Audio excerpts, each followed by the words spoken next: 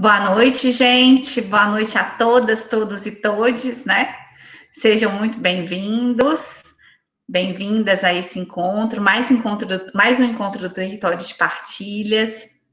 Gostaria de agradecer, em especial, a presença da professora Vitória e da professora Simone, que estão aqui conosco também nessa noite, e, é claro, a presença dos alunos de Laboratório de Ensino de História e dos alunos de Ensino de História 1, que são os anfitriões nessa noite, e agradecer a presença da professora Edna, né? Registrar aqui que esse encontro está sendo gravado, e a gente vai partilhar ele depois lá no canal da FI Mais Humanas, para quem quiser acessar. Antes de passar a palavra para a professora Edna, e vocês vão ver que me custa muito chamá-la desse jeito, né? Eu fiquei pensando hoje à tarde, nossa, como que eu vou fazer uma abertura? Vou preparar aqui uma abertura formal para essa noite, apresentando a professora Edna Araújo a partir da sua atuação profissional, com acúmulo de experiência na educação básica, na formação docente presencial e à distância, somada às discussões fundamentais sobre o currículo e a cultura digital. Mas como ignorar as serendipidades do universo que promoveram o meu encontro com a Nina há 7 anos atrás? Afinal, não estamos falando de um território de partilhas sensíveis e que constitui e fortalece também a partir de redes de afeto? Pois quem diria, né? Que aquele encontro de duas mães ansiosas pela adaptação das suas crianças ao Flor do Campus, escola que você escolheu para sua filha Alice, eu escolhi para o meu filho Pedro, nasceria uma amizade, um compadrio e, enfim, uma parceria profissional. Veja que a escola sempre esteve cruzando os nossos caminhos, sempre esteve nos conectando de alguma maneira. Quando as aulas foram suspensas aqui em Minas pela Covid e o governo começou a ensaiar um retorno, e eu estava dando aula no estado, você foi uma das pessoas para quem eu liguei em busca de inspiração para lidar com esse contexto do ensino com o uso das tecnologias. Quando eu comecei a dar aula aqui na UFVJM, foi para você que eu liguei também pedindo socorro. Como desenvolver metodologias de ensino e aprendizagem, utilizando recursos virtuais, tecnológicos, enfim. Bom, pela confiança, por toda essa história, mas também pela confiança nos seus saberes curriculares, na sua sensibilidade muito tocante relacionada à formação docente, eu fico honrada de recebê-la hoje como amiga, mas sobretudo como profissional também, em dividir esse território com você. Porque, como disse certa feita Ernest Hemingway, quem estará nas trincheiras ao seu lado? E isso importa mais do que a própria guerra. Bem-vinda, professora Edna. Nossa, muito obrigada, que acolhida a apresentação mais cheia de afeto. Se era para emocionar, conseguiu. Muito obrigada, boa noite oficial agora, né? Eu só queria ter, antes de começar a falar, a professora Rose arrasa, né? Ela pode ser oradora oficial, né? Fica aí a dica para vocês. Desconcerta a gente nos inícios dos discursos. Eu só não tenho certeza se a minha apresentação está mostrando, está aparecendo para vocês, porque para mim não aparece. Aparece? Sim, a gente está vendo aqui, ok. Ah, então para mim não aparece. Então, mas vou levar assim, porque, enfim, né? Mas bem, né, dado boa noite inicial, quero agradecer o convite, né, da professora Rose. Então, agora já se denunciou minha amiga, minha comadre. Quero agradecer muito esse convite para esse bate-papo com vocês hoje, né? Porque eu não quero, por mais que eu tenha trazido assim uma apresentação com alguns trechos para a gente nortear essa conversa hoje, eu quero que tenha uma tônica de um bate-papo, de uma troca, né? Então, eu quero agradecer muito a presença de vocês, estudantes da UFG. Eu não sei como vocês chamam, vocês falam a abreviação inteira, UFG? O FVJM. Vocês falam tudo, eu tenho uma abreviação igual aqui, a gente costuma abreviar aqui no nome das universidades, quando a abreviação é longa. Quero agradecer muito a presença de vocês, estudantes, de outros presentes, das minhas estudantes da UDESC, enfim, é uma alegria tê-los aqui. É uma pena, né, não estarmos presencialmente dialogando, assim, num espaço físico aglomerado mesmo, né? Ou eu em Minas Gerais, com vocês, ou vocês aqui comigo em Santa Catarina, mas, enfim, é o que o cenário atual permite, e que bom podemos contar com as tecnologias para conseguir realizar essa troca, né, ter essa conversa. Bem, eu espero que vocês, seus familiares, afetos, estejam todos bem, com bastante saúde e vibrando na esperança de dias melhores, porque não são tempos fáceis, né, mas estamos aqui para nos fortalecermos, para conversarmos, né, para fazer, às vezes, das rodas de conversa que costumam acontecer com tanta frequência nos espaços físicos das universidades, né? Dá uma saudade desses momentos, dessas trocas, dessas andanças. Então, eu falo daqui de Santa Catarina, da universidade representando especificamente a Universidade do Estado de Santa Catarina, professora colaboradora na UDESC, no Centro de Educação à Distância. Trago aqui na apresentação, nesse primeiro slide, as minhas bandeiras, né, da UDESC, dos 2 grupos de pesquisa que eu participo e que eu atuo como pesquisadora, que é o Grupo Itinera, vinculado à Federal de Santa Catarina, UFSC, que é um grupo de pesquisa que estuda currículo e política curricular. Também trago a bandeira do Repercute, que é um grupo de pesquisa mais recente, que eu tenho a honra de participar como pesquisadora e que dialoga muito mais sobre tecnologias educacionais, formação de professores.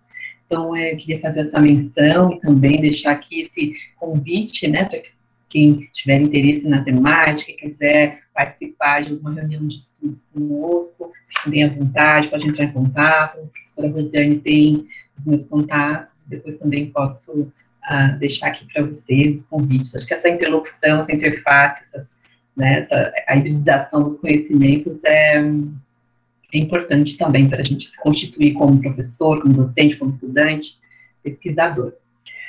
Assim, professora Rosiane, eu tracei aqui uma fala, um diálogo, né, mas não tenho certeza de quanto tempo vai dar, então você me sinaliza aqui no meu tempo, quando estiver alcançando aqui o nosso limite, a nossa meta de tempo. Eu creio que eu serei breve, mas enfim, eu tenho essa mania, talvez um tantinho prolixa, de que um assunto vai puxando o outro, eu vou lembrando e vou inserindo, então, aí você me dá aquele toquezinho básico, tá? Para eu encerrar, porque também é um espaço de diálogo, eu também quero ouvi-los e ouvi-las, é um momento também para debater, né? Para que não seja um monólogo. Então, espero que essa minha contribuição, ela seja efetiva. Às vezes eu vou olhar aqui para a lateral, porque a tela que eu estou compartilhando com vocês, ela está na minha lateral, tá? Mas, se tivesse travar alguma imagem, alguma coisa, vocês vão me avisando, que vamos tentar aqui solucionar. Bem, então hoje eu vim trazer aqui para vocês essa conversa, esse diálogo, né, sobre esses assuntos todos que estão aqui jogados, lançados, né, de conhecimento, saberes, cultura digital, formação de professor, BNCC, né, como no arcabouço da reforma curricular, porque considero, assim, que são temas absolutamente relevantes, né, são candentes, né, e preocupantes também, porque quando falamos de educação, de cultura digital, que está imbuída tecnologias, enfim, e currículo, né, são muitas críticas, são muitos pormenores, muitos vieses a serem considerados. Então, são temas que são relevantes, que estão aqui lançados para a continuidade do debate. Eu tenho trabalhado com educação na perspectiva da cultura digital desde 2009, que foi a época que iniciei ali o mestrado. Lá era um outro contexto de estudo, né, um interesse de ensino fundamental, porque eu sou pedagoga, me especializei nos anos iniciais, no ensino fundamental, e agora trabalho com formação de professores, mais especificamente estudantes da pedagogia na Universidade do Estado de Santa Catarina. E de lá para cá, de 2009 para cá, eu ainda não atuava como professora nas escolas municipais aqui de Florianópolis, e pesquisava sobre infâncias e redes sociais, infância e tecnologia. Depois ingressei na Universidade Federal, e o meu olhar sobre educação e tecnologia também foi se alterando, né? Muita coisa aconteceu no cenário educacional, no cenário das tecnologias, no cenário da formação de professores, esse, infelizmente, não tantas mudanças, né, mas algumas significativas, e eu continuei nessa instigante área, mas depois muito mais pensando não só na participação das crianças nas funções tecnológicas, nas redes sociais, nos artefatos tecnológicos, mas pensando também nos efeitos das tecnologias, dos efeitos da vivência da cultura digital na formação dos professores, nos currículos educacionais, né? E aí as minhas pesquisas, elas foram se ancorando nessas temáticas. E por que estou dizendo isso para vocês, né?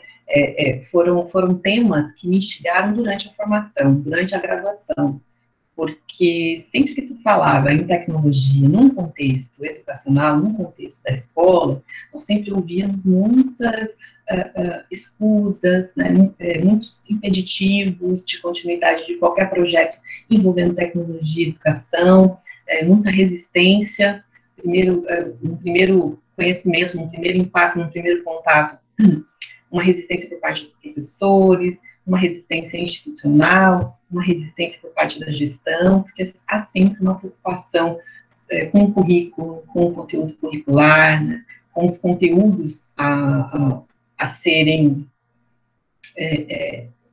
alçados, né, a serem esgotados durante um ano letivo. Era como se as tecnologias, ela fosse um bônus, uma premiação, era a sala informatizada fora ali da sala de aula, era tecnologia, os projetos envolvendo tecnologia fora dos projetos educacionais intra-sala de aula. Então, esse contexto de impeditivo e resistência sempre esteve muito presente, né? E aí eu comecei a me perguntar, porque como assim? Tantos contextos de impeditismo e resistência, se as tecnologias, elas interferem em todas as nossas atividades. A gente usa celular, né, os nossos smartphones, para quem faz utilização, os computadores, laptops, né, utilizamos os aplicativos das mais diversas atuação e possibilidades, né, são para fazer transação bancária, para comprar, para verificar o clima, né, a condição climática, acionamos dicionários, jogos, nossa, como se joga muito, né, pelos smartphones, pelos celulares, né, aplicativos de relacionamento. Então, gostando ou não, concordando ou não, né, estamos imersos na cultura digital. E sendo assim, por que a escola, enquanto instituição, demora tanto para admitir essa imersão que é inegável? E aí vocês podem questionar, né, como assim a escola nega, né, porque a escola é uma instituição composta por pessoas. E, então, as pessoas que compõem a instituição educacional que negam, ou seriam as políticas, né, ou os currículos. Então, a gente tem que lançar mão de algumas estratégias para pensar essas realidades que são postas ali pela educação. Uma das estratégias é não ver a condição atual da sociedade num close-up, assim, né, tão próximo. O ser humano tem uma história, então, que é conduzida, e que está sendo conduzida pelo desenvolvimento aceleradíssimo das tecnologias. Elas não são novidade, não é novidade para ninguém. A computacional, sim, né? Começou lá na década de 50, mas agora a gente tem essas manias de dizer, olha, nós temos, né, os nativos da cultura digital, as crianças as crianças hoje em dia, elas têm uma habilidade educacional e tecnológica muito maior que a gente, porque elas já nascem, elas são nativos da cultura digital, então elas nascem já sabendo, com mais facilidade de deslizar ali no mouse, de entender as nuances todas que são postas, né, ali pela cybercultura, mas a gente tem que ter uma reflexão sobre tudo isso, que embora não tenhamos nascido nessa época em que as tecnologias estão assim tão avançadas, que são tidas e lidas como tão necessárias, nós já somos tecnológicos de saída. Nós somos seres que desenvolveram e que desenvolvemos técnicas usando as tecnologias. Por exemplo, nunca houve educação, e aí é uma série de educadores, de teóricos, de pensadores, né, que mostram com seus estudos e teorias que nunca houve uma educação que não fosse mediada por tecnologia, né? Então, a leitura é uma tecnologia, as descobertas científicas, né, a lousa, a escrita, o livro, o espaço específico, esse espaço físico, que muito antes da pandemia, né, o espaço educacional ali, construído fisicamente, em que a gente se reunia para tratar da aquisição do conhecimento, tudo isso é tecnologia. Então, a gente não pode pensar que a tecnologia ela está adstrita ao aparato tecnológico, a essa ferramenta, ao celular, ao computador, né? E aí tem uma frase da Dulce Santaella, que é uma estudiosa das tecnologias e educação que eu gosto bastante, é muito provocativa, que ela diz o seguinte, ela diz que lutar contra a tecnologia é lutar contra o próprio desenvolvimento da inteligência humana. E ela diz isso porque, na percepção da Santaella, e aí eu concordo, em grande parte, é que a gente tem uma ilusão de que as tecnologias elas vão dominar o mundo, né, que vai nos deixar apáticos, né, acríticos, né, sem opinião, que vai nos amortecer, que vai nos deixar numa condição de conformismo, né, diante de toda a aceleração e acontecimento do mundo, como se tivesse apartado, como se o movimento da tecnologia fosse um e o movimento social de vida fosse outro, né? E por que eu estou dizendo tudo isso, né? Porque não todas, né? Porque não dá para dizer todas, não posso ser generalista, mas grande parte das recusas das tecnologias nas escolas, e aí, pelos mais diversos motivos, né? A gente pode pensar nos desinteresses, questões políticas, por questões de infraestrutura, que são todas motivações legítimas, né? Questões de planejamento, de currículo, ou por tantos outros problemas, né, que já existiam, eles estão fortemente escancarados pela pandemia. Então, a gente tem esse movimento da recusa anterior, é um marco, né? A gente está vivendo agora uma pandemia, uma crise sanitária, e pensando nos contextos educacionais, a gente tem um marco, né? Um marco anterior à pandemia, e o que está acontecendo agora durante a pandemia. Pós-pandemia, ainda, infelizmente, não sabemos, né? Espero que essa crise seja contornada o quanto antes, para que a gente também consiga ter um cenário mais otimista. Mas vejam, esses problemas todos que eu estou lançando aqui para vocês, de resistência, de negação, eles já estavam escancarados e já denunciavam desigualdades, já denunciavam uma série de problemas, né, que a gente vai falar aqui mais um pouquinho, mas agora eles foram jogados na nossa cara. E, então é importante falar sobre isso, é importante falar do lugar das tecnologias nos currículos, né, nas políticas, do que será do professor formado nesse contexto de pandemia, em que a valorização e a necessidade das tecnologias, a professora Rosa estava falando aqui, né, ainda há pouco, das colaborações, das referências, porque é uma necessidade agora que a gente tem de fazer o uso, as nossas didáticas, o nosso fazer docente, ele está totalmente vinculado às curadorias tecnológicas, a gente está totalmente vinculado ao saber transitar sobre as possibilidades tecnológicas que estão postas. Né? Então, para quem não tinha muitas habilidades, vai procurar algum meio de conseguir viabilizar essas aquisições, esses novos conhecimentos, porque agora é o foco da nossa ação docente. Então, isso é um assunto candente. E aí entra a BNCC. Deixa eu ver se vai passar aqui. Né? Vocês sabem que, eu não sei o quanto vocês já estão inteirados com a BNCC, o quanto vocês conhecem a BNCC, mas a gente sabe aqui que a BNCC, ela é esse documento orientador, né? Ele foi proposto, como o próprio texto do Ministério da Educação foi colocado, é um documento orientador, e aí já tem um debate também por trás, é tanto assunto, né, gente, é tanto assunto conturbado, porque a BNCC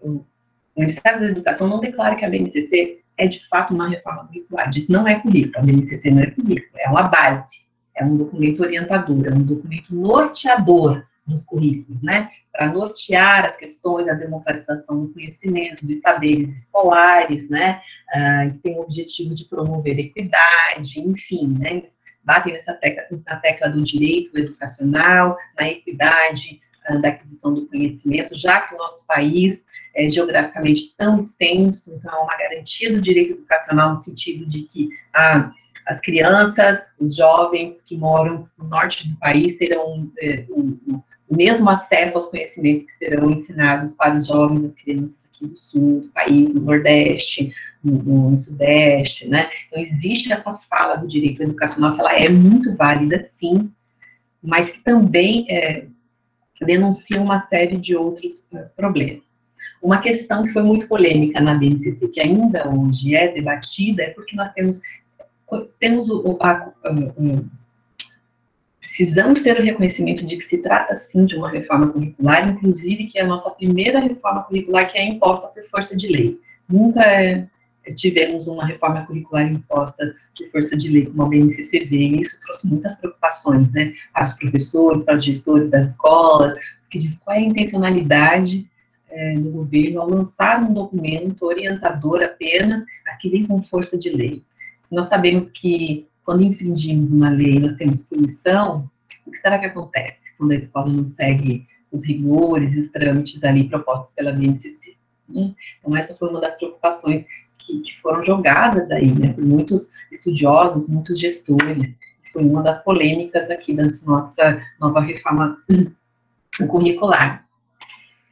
E eu não sei se esse slide não vai estar muito claro para vocês, mas ainda assim eu quis trazer só para mencionar algumas questões, porque nos 2 grupos de pesquisa que eu participo, nós nos debruçamos a estudar as 3 versões da BNCC, da primeira à terceira versão, e quero fazer assim, um panorama muito rápido aqui para vocês, só para mencionar alguns links que eu vou falar em seguida, que a primeira versão da BNCC, vou dar uma coladinha aqui do lado, que eu não decorei muito, né, que foi a primeira versão, ela foi lançada ali na consulta pública em 2015, né, de março de 2015 até 2016, o governo da época, a gestão presidencial era da ex-presidente Dilma Rousseff, e aí, depois, se vocês quiserem, eu passo essa apresentação para vocês, e aí vocês podem ver com mais calma, eu passo para a professora Rosiane, ela repassa para vocês, porque esses organogramas, esse recorte dos organogramas que eu trouxe aqui para vocês,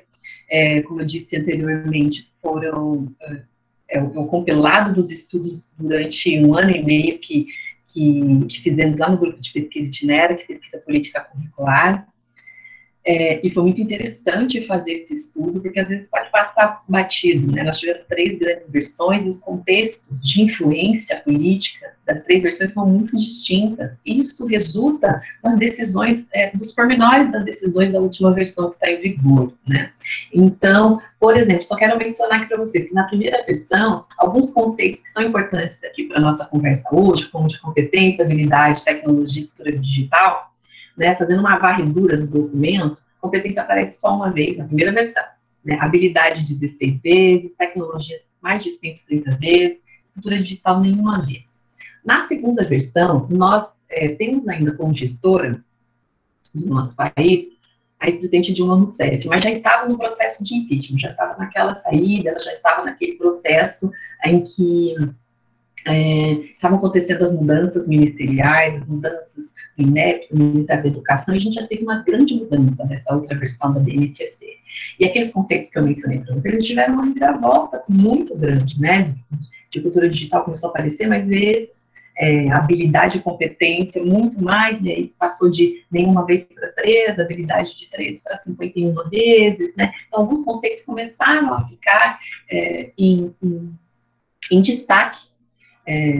Fora que os documentos orientadores, que é o Plano Nacional de Educação, as diretrizes curriculares, o próprio PCN, que a BNCC, ela vem, de certa forma, substituir o parâmetro curricular nacional, na justificativa de que o parâmetro curricular nacional era muito cheio, muito encharcado de conhecimentos, e por isso as escolas não conseguiam dar conta desses conhecimentos, nem na educação no ensino fundamental, nem no ensino médio.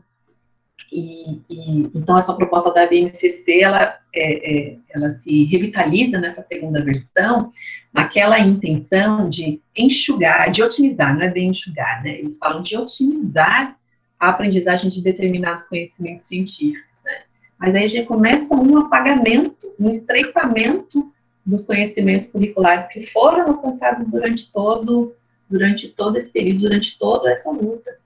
E aí chegamos na terceira versão. Terceira versão já é pós-impeachment, então quem está na presidência é o ex-presidente Michel Temer, e houve uma mudança muito significativa na escrita, no teor do documento, nos conceitos em destaque, nas referências em destaque. Aquelas referências que eu acabei de dizer para vocês sobre o Plano Nacional de Educação, as diretrizes curriculares educacionais, os PCNs, né, os parâmetros curriculares nacionais, eles somem da escrita do documento, e as referências, elas começam a se pautar muito mais naquela agenda de 2030 lançada pela ONU. Então, aparecem os documentos da OCDE, alguns recortes dos documentos da OCDE, uma grande ênfase para as avaliações, que nos remete aqui às avaliações de larga escala, e aí todas, né, as avaliações de larga escala, PISA, ENEM, SAEB, a avaliação ela aparece com muita força na terceira versão, considerando, inclusive, os requisitos de avaliação da Unesco. Então, a gente vê um apagamento dessas referências que são traduzidas nas batalhas curriculares que nós levamos muitos anos para conquistar. E são inúmeras, né? Então, a gente vê e aí, nos conceitos, aqueles que eu estava dizendo para vocês, a diferença dos conceitos, né? Sei que está pequenininho, vou ler aqui do lado. Aí, competência passa lá, deixa eu ver a anterior, né? Competência passa na primeira versão, aparece uma vez. Na segunda versão, nós temos 3 vezes que as competências, elas regem, né, grandemente, as competências e as habilidades regem bastante a orientação da BNCC, então passa de uma vez, 3 vezes na segunda versão, e aí na terceira versão, 103 vezes. Então, houve, assim, uma mudança muito grande na escrita do documento, e na priorização da intencionalidade do que o documento se refere. Assim como habilidades, que habilidades apareceriam de dezenas, né? 20 vezes na primeira, 50 vezes na segunda versão, na terceira versão, habilidades, o conceito de habilidades é mencionado 432 vezes. Então, a gente começa a questionar sobre a intencionalidade desse documento, e os estudiosos, as pessoas que estavam em cima, tentando entender o porquê de tantas mudanças curriculares, porquê de tanto estreitamento curricular, né, porque houve essa ênfase muito grande para o ensino de língua portuguesa e matemática, e as outras áreas, elas ficaram, né, adstritas ali, muito diluídas na área, e aí a gente tem que refletir que não dá para negar que essa reforma curricular, ela se deu em condições governamentais, né, muito diferentes de uma versão para outra, e que a intencionalidade desse documento, que se diz orientador dos currículos educacionais, né, sofreu muitas mudanças. Então, se a gente pensa, o foco de mudança, eles são inúmeros, e aí a gente não vai entrar em todos esses focos de mudança. Mas, se a gente pensa, por exemplo, que os PCNs, né, que angariou, que reunia uma série de batalha curricular, que demorou muitos anos para conseguir, por exemplo, aquele dilacerado caderno dos temas transversais, ele trazia educação e sexualidade, trazia as diferentes matizes religiosas para serem debatidas na escola, as questões da psicologia e da filosofia dentro dos cadernos transversais para pensar contextos sociais contemporâneos, eles foram totalmente apagados, além de que as áreas específicas, outras, né, de conhecimento, como sociologia, filosofia, psicologia, história, geografia, enfim, elas foram muito diminuídas dentro do contexto, né? Então, se entrar em todos esses elementos que são inúmeros, que merecem muita atenção, discussão, se a gente trazer o foco para a tecnologia, para poder pensar essa proposta do diálogo que eu trago hoje, né, as orientações, elas estão também muito diluídas. Elas são mencionadas no texto, durante o documento, como algo dado, como algo incorporado no contexto educacional. É lançado, assim, né, como se já tivesse tudo certo. Então, assim, a gente vai falar sobre as linguagens, as tecnologias, não pode abrir mão da cultura digital, pensar nos contextos tecnológicos quando se ensinar literatura, como se isso tivesse dado, como se fosse um problema resolvido. E a gente sabe que não é assim na prática, né? Não existe esse movimento prático da forma que está proposto e delimitado no documento. Quem já conseguiu dar uma olhada na estrutura, em texto da BNCC, né, sabe que ela é toda organizada em códigos, ela é bem burocrática. Então, ela tem uma forma adequada, assim, de quantificação, e a tradução para isso é o vínculo com as avaliações, né? É o vínculo com o ranqueamento. Há uma preocupação muito grande no resultado dessas avaliações de larga escala, porque elas promovem um certo ranqueamento, se não nos é novidade, e esse ranqueamento, ele traz uma certa visibilidade em relação ao alcance dos níveis educacionais do nosso país, e isso resulta em outros fatores de cálculos econômicos e de parcerias internacionais, que já não nos é novidade, né? Vocês estudam sobre as questões vinculadas ao Banco Mundial, as questões da OCDE, que eu mencionei aqui muito rapidamente, que essas estão ligadas inteiramente com as políticas, as questões políticas e as questões econômicas aqui do nosso país, né? Então, a base, a grande crítica é que existe uma preocupação sobre a questão da responsabilização, aquela que eu mencionei com vocês, né, que os gestores das escolas começaram a ficar preocupados. Eu participei de algumas formações de professores no contexto da cultura digital, junto com um grupo de pesquisa aqui em Florianópolis, e assim que a BNCC foi lançada, com prazo de adequação dos projetos educacionais nas escolas, os gestores ficaram desesperados, né? Porque eles diziam, como é que eu faço?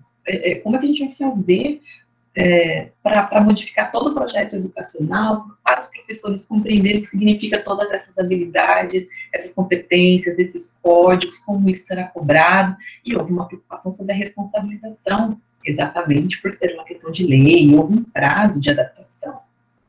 Pois esse prazo foi postergado, houve sim resistência, relutância, e a gente ainda segue nesse contexto, né? Então, para além da responsabilização, a base, a gente chegou a uma conclusão de que ela não veio garantir os direitos de aprendizagem. Então, porque antes nós tínhamos essa ênfase, né, nós temos ainda, porque as diretrizes curriculares nacionais, elas estão postas, são garantidas também legais, institucionais, e que garantem direitos de aprendizagem, inclusive direitos constitucionais. Mas aqueles direitos de aprendizagem que estavam postos lá nos TCNs, eles sumiram. Então, eles deram...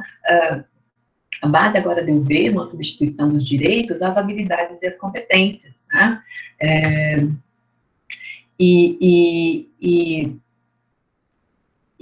Então, a gente chegou à conclusão, né, muitos pesquisadores chegaram à conclusão de que a base, ela não veio garantir esses direitos de aprendizagem, né? Mas ela veio com uma intenção forte de estabelecer esse chão firme, de um certo controle quantitativo de resultado, né, de ranqueamento, talvez, de responsabilização, a gente não sabe ainda, porque estamos um pouco pausados, né, dessa grande polêmica da BNCC, por conta das questões da pandemia, em relação aos professores e aos contextos da escola. Então, no contexto dessas políticas de avaliação em larga escala, considerando todas essas questões que eu coloquei para vocês, né, a BNCC, ela vai se solidificando nesse estreitamento curricular, que foi a grande questão colocada, né, a grande questão que está sendo problematizada. E aí, essa é a grande crítica. Mas com isso eu não estou dizendo para vocês que a BNCC, ela está totalmente equivocada, de que a gente precisa rasgar e se rebelar contra ela, não é isso, né? A gente precisa tratar também das divergências, tratar os pontos nevrálgicos que são impelidos à educação de uma forma bastante racional, né? A crítica pela crítica, como diz lá a Santa, ela não resolve nada. Então, a gente precisa ver que ainda temos frestas que conseguimos colocar os projetos educacionais mais democráticos dentro de um currículo que se diz tão estreito, que se coloca tão estreito. Senão ele está aí, ele está posto. E aí toda a cultura em volta dessa reforma curricular, ela também está sendo colocada, né? Reforma do material didático, né, que já aconteceu por completo, que são outras questões também polêmicas, né? Os currículos, inclusive de formação, eles já exigem, eu vejo lá pela própria UDESC, né? Então lá A reforma ela já aconteceu nos currículos também de formação do professor, principalmente nas licenciaturas. Então, a gente precisa dar uma atenção, sim, para a leitura, tecer uma perspectiva crítica, problematizar as questões que estão postas no documento, mas não precisa abandonar todas as batalhas curriculares e de reformas que a gente já lançou durante todo esse tempo. Nesse contexto de política de avaliação de larga escala, é muito difícil fugir disso, porque por mais que estejamos num outro momento curricular agora, num outro momento de aprendizagem, de lidar com a escola, a gente vai continuar lidando com essas avaliações, né? Porque é uma forma também de aferir a democratização do ensino. Como é que a gente vai garantir? A base é necessária, ela não é novidade, né? Nós temos já um plano de base, desde o final ali da década, do meio, acho que 1984, eu sou péssima com datas, gente, desculpa, mas ali, né, na década de 80 foi lançada aquela, uma ideia de base, exatamente para garantir de que os direitos educacionais alcançados no norte do país serão os mesmos no Nordeste. Então, assim, esse movimento pela base, a ideia da base curricular, ela é extremamente válida. O problema é esse estreitamento. O problema é a forma em que o documento está escrito, como se fosse tudo muito tranquilo, como se estivesse dado, né? E aí, mencionando, por exemplo, a questão das tecnologias, né? Como é que as tecnologias, elas estão postas ali, sem considerar esses contextos todos de infraestrutura, de dificuldade que a gente lida no cotidiano. E aí eu estava falando das avaliações. As avaliações, elas serão necessárias. A gente continua fazendo o Enem, a gente continua fazendo, né? Os estudantes continuam, para ter acesso à universidade, eles realizam o Enem, eles fazem provas vestibulares. E o que vai ser cobrado nessas provas? Serão cobrados os conteúdos curriculares orientados pelas políticas curriculares, no caso a BNCC. Então, uma escola pode fugir muito disso? Não pode fugir, senão ela vai tratar também do prejuízo do alunado, ali, dos aprendizes, né? Então, é meio que por isso eu digo para vocês, não é para rasgar, não é para detonar a BNCC, mas é para olhar com uma certa criticidade. Eu não preciso esgotar a minha prática docente, a minha prática didática, no que está descrito ali no documento orientador. Porém, esse estreitamento curricular, ele interfere também na nossa área, né? Ele interfere na nossa empregabilidade. Quando a BNCC se solidifica nesse estreitamento curricular, e aí vai lançando essa crítica, porque a grande ênfase, que eu já tinha mencionado, eu acho que fica em português e matemática, as outras disciplinas, elas são diluídas, né, nas áreas, ela dilui também a empregabilidade dos licenciados formados nessa área e que atuarão nas escolas nessa área, né? Eu tenho um foco, claro, dos meus estudos, da minha pesquisa, da minha experiência, nos anos iniciais do ensino fundamental. Mas eu tenho essa consciência também pelos estudos e pelas leituras e pela partilha dos colegas professores da universidade e dos colegas professores de pesquisa que no ensino médio, por exemplo, quando abre aquela brecha, né, permitindo que os estudantes eles escolham seus itinerários de estudos, incluindo a possibilidade de formação técnica, de novo essa ampliação da formação técnica, escola no período regular, e aí realizando, né, esse percentual, um percentual específico das aulas na modalidade em AD, enfim, mexe demais com a questão da empregabilidade do professor, com o lugar do professor na escola, nas instituições, na universidade. Então, assim, foi um chacoalho na comunidade acadêmica muito grande e que ainda não está sanado, porque as polêmicas todas estavam acontecendo, a discussão estava muito forte acontecendo, e aí nós fomos impedidos ali, né, no contexto da pandemia, para pensar tudo isso. Vou passar aqui mais um slide que eu acabei de falar para vocês, né, sobre, lembro quando eu li sobre isso, das questões do ensino médio, que, vai ser possível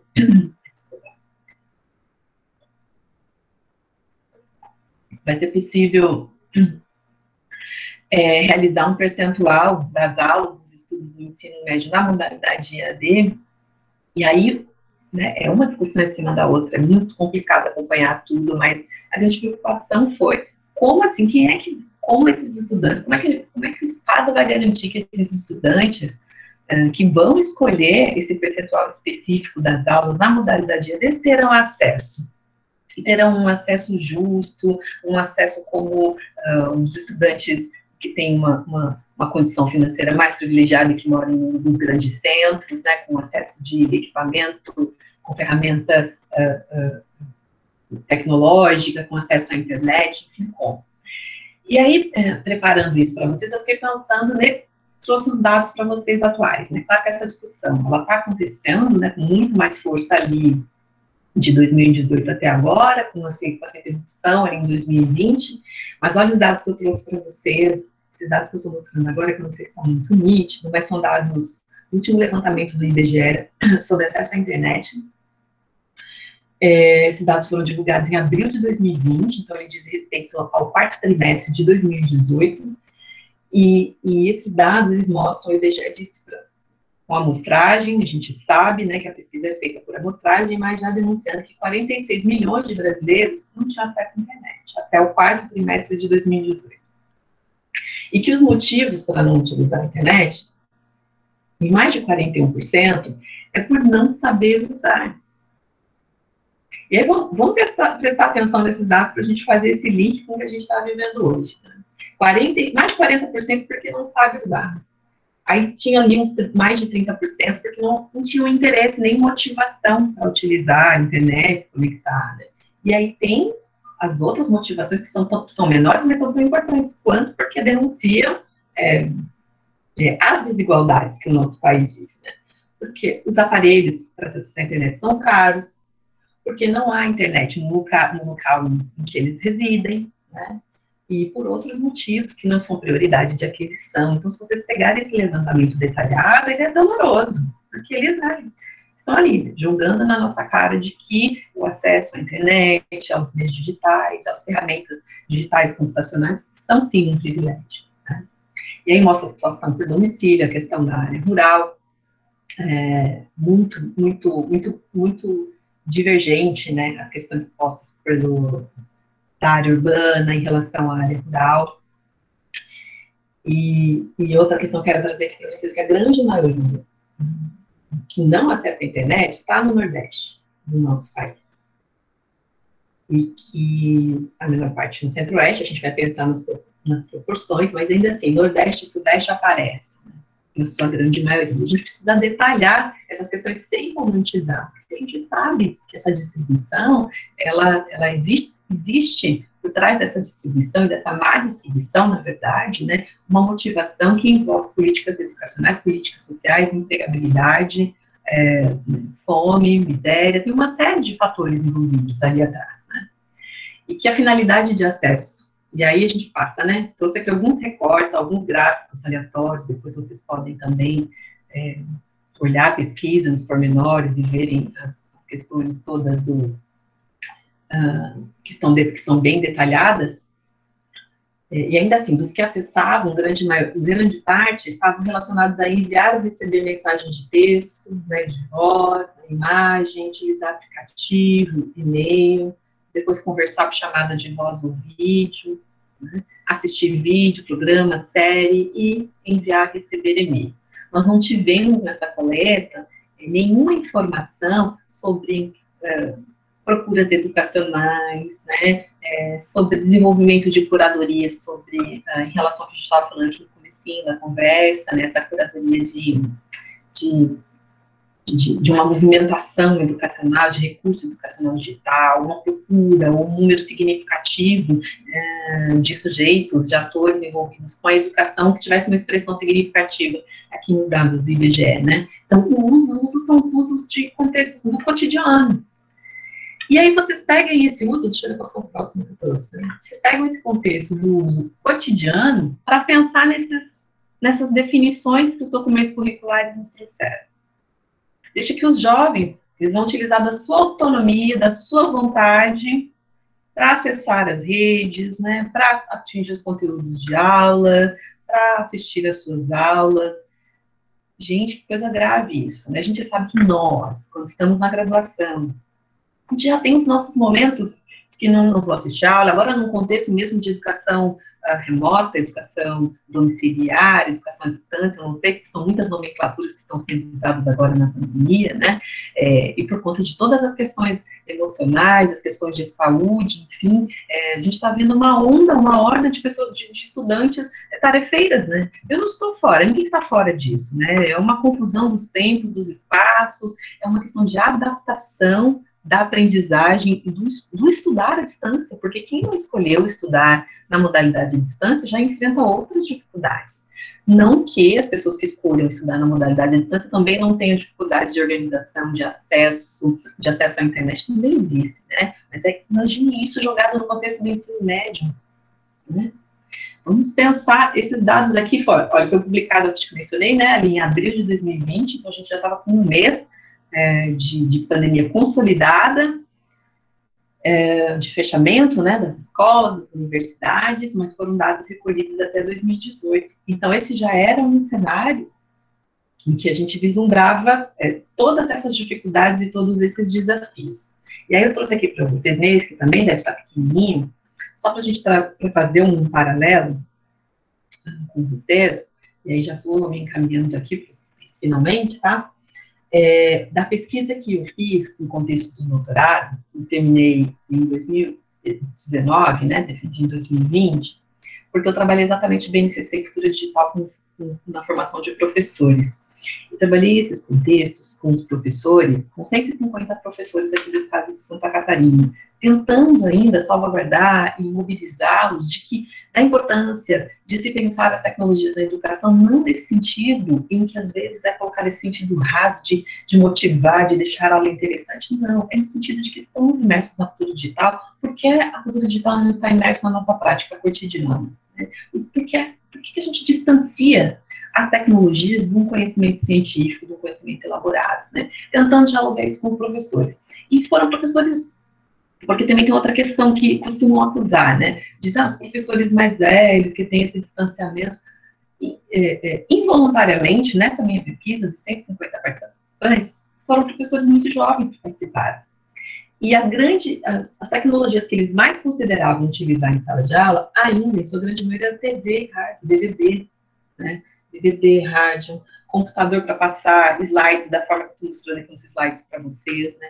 Não existia nem autonomia de pesquisa, nem uso, nem incentivo de desenvolvimento, nem de busca, nem, enfim, né? Era algo sempre muito pacífico e passivo, porque a preocupação dos professores que estão atuando em sala de aula, nos contextos da educação infantil e ensino médio, até esse momento, dar conta dos conteúdos. O professor, ele tem essa ânsia, eu preciso dar conta dos conteúdos curriculares, eu preciso dar conta do projeto instituído pelo PPP da escola, pelo projeto político-pedagógico da escola. Então, a tecnologia, ela foi sempre vista como algo que está à parte, algo que não tivesse agregando aos conhecimentos curriculares, é como se fosse um extra, né? Então, eu preciso dar conta dos conteúdos curriculares aqui. Se sobrar um tempo, a gente pode fazer um projeto envolvendo tecnologias ali, apartado, né? Então, talvez a formação de professores, né? As políticas de formação do professorado, da docência, ela tem muita relação. Não vou falar porque não existem culpados, né? Só estou trazendo esses dados aqui para a gente, porque essa tentativa dos estudos de pensar, de agregar as tecnologias, elas foram jogadas agora na nossa cara e os professores começaram a correr diante desse caos todo, porque nunca foram incentivados a pensar e refletir sobre as tecnologias nos currículos, né? Sempre essas linhas foram puladas das orientações, as políticas de acesso à infraestrutura, elas impedem muitas vezes para que os projetos se concretizassem dentro da sala de aula, e um foco de conhecimento curricular sempre foi esse ponto nevrálgico da educação, né? Então, quando a gente entra na escola com uma proposta envolvendo tecnologia, nossa, mas primeiro eu preciso dar conta do meu conteúdo, eu preciso dar conta do livro didático, do material didático. E aí veio a pandemia e mostrou pra gente de que se não tivermos possibilidades, infraestrutura, que se não tivermos o mínimo de conhecimento para lidar aqui com as tecnologias, a gente não vai conseguir nem pensar em conteúdo curricular. Então, esse atropelo, esse caos que os professores entraram, agora que as escolas, as instituições escolares, crianças, os jovens, as famílias entraram, né? Porque aí é uma série de questões, aquelas todas que a gente mencionou ali no início, talvez outras que eu nem mencionei, né? Aquelas dos gráficos ali que foram mostrados, olha, porque é caro, não chega a internet onde mostra uma realidade.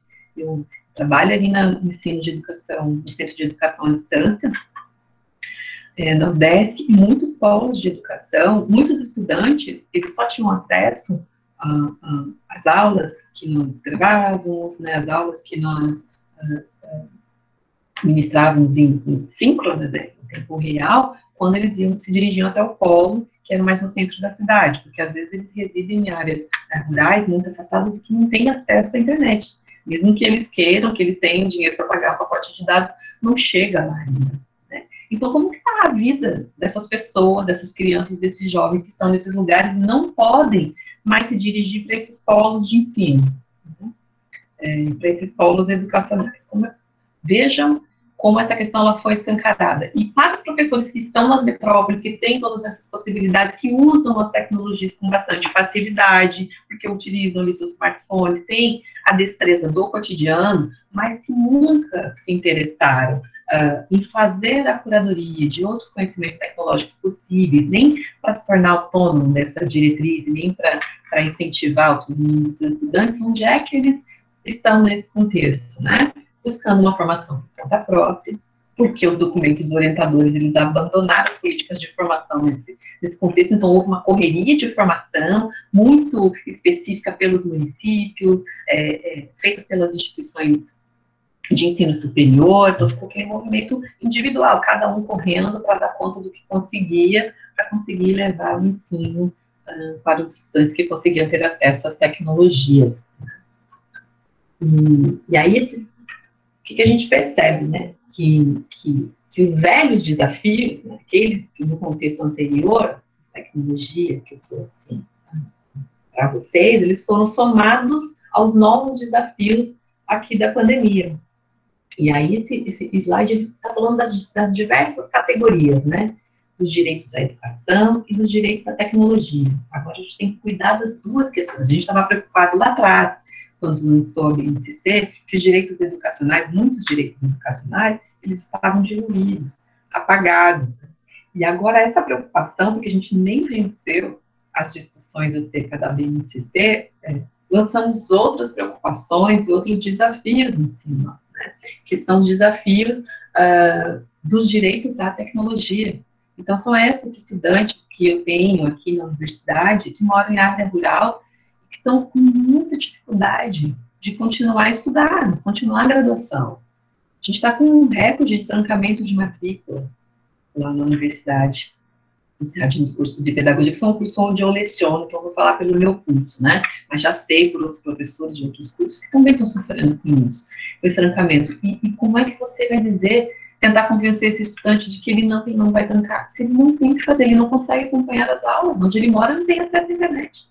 Então, o direito à tecnologia está na pauta novamente. Não é uma falácia simples, não é uma fala, um levantamento de bandeira, é uma questão de democratização do ensino, de democratização da educação.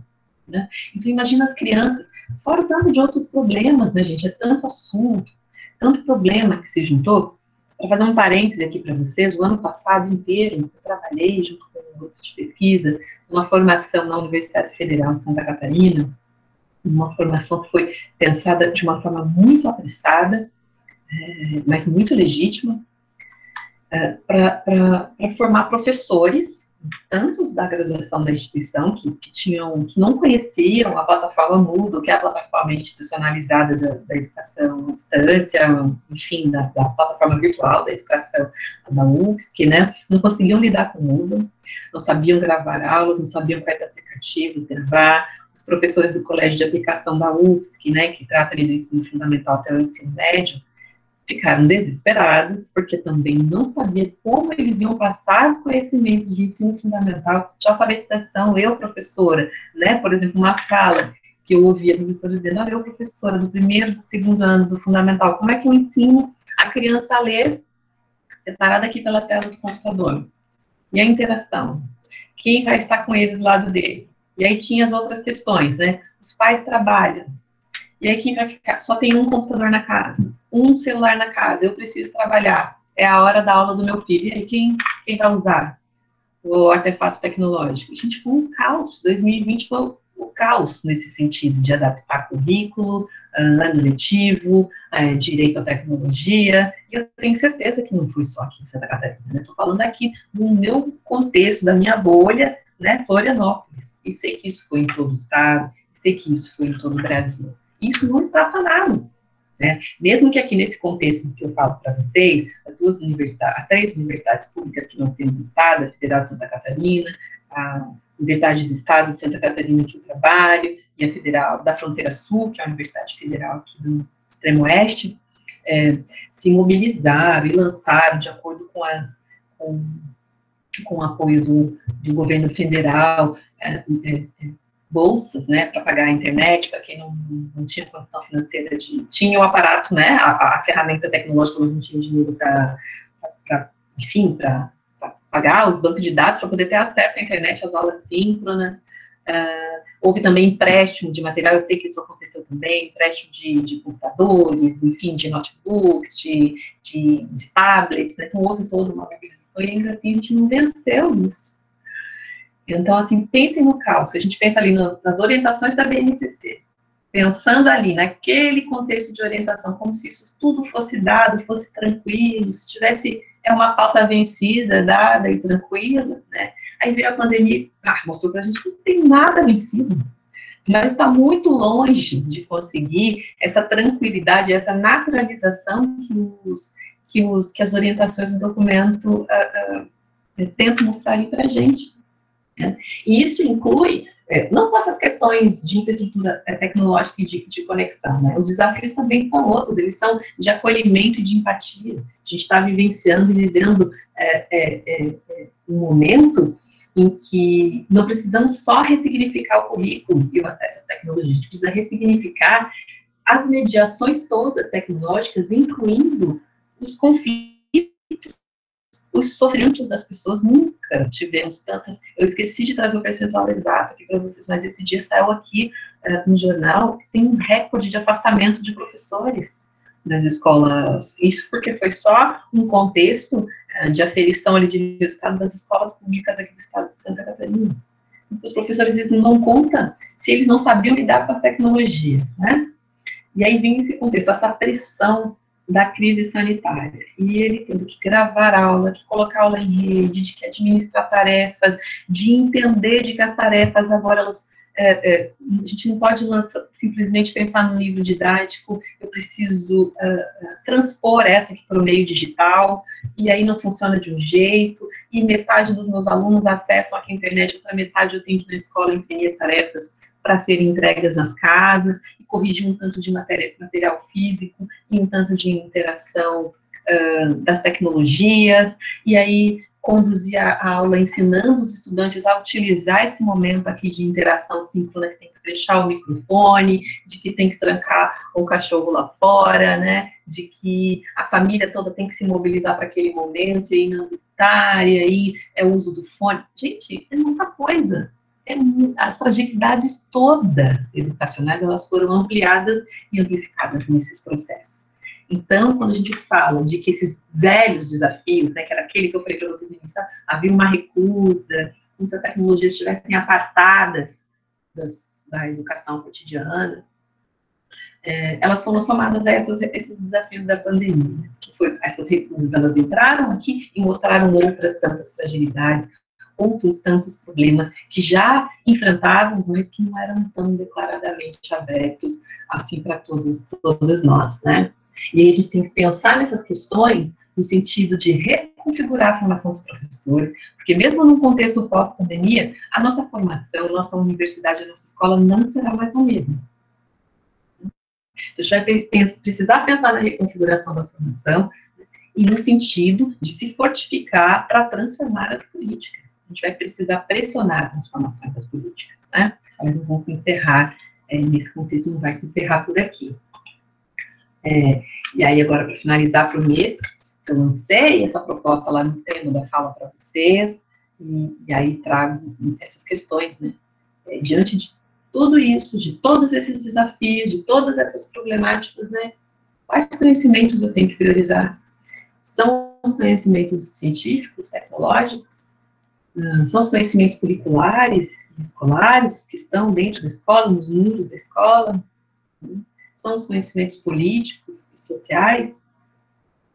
Se eu lançasse essas questões para vocês, como vocês me responderiam? Me responderiam sim? Vocês conseguiriam elencar quais conhecimentos a gente tem que priorizar dentro desse contexto, considerando agora esse contexto de pandemia e um contexto que nós vamos enfrentar de continuidade, a partir, né, dessa premissa otimista que teremos em breve no contexto pós-pandemia. E aí eu já vou adiantar para vocês que a gente não precisa separar, a gente não precisa sedimentar em caixinhas desses conhecimentos, como os documentos curriculares tentam fazer conosco. Tá?